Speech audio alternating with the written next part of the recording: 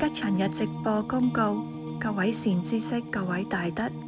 ，2026年5月20日，農曆4月初4係文殊菩薩吉祥日，第新佛陀慈悲將於5月20日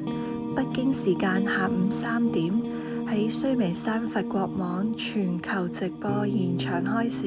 普洽甘露，國外 YouTube 同步直播，大眾請法內容可發自法母，求皈依者皈依表也發自法母。此次受皈依採取不公開的方式進行，轉告收看功德利益。須彌山佛國網直播間連接 www.deshanbuddha.org。妙暫寺法務處2026年5月10日。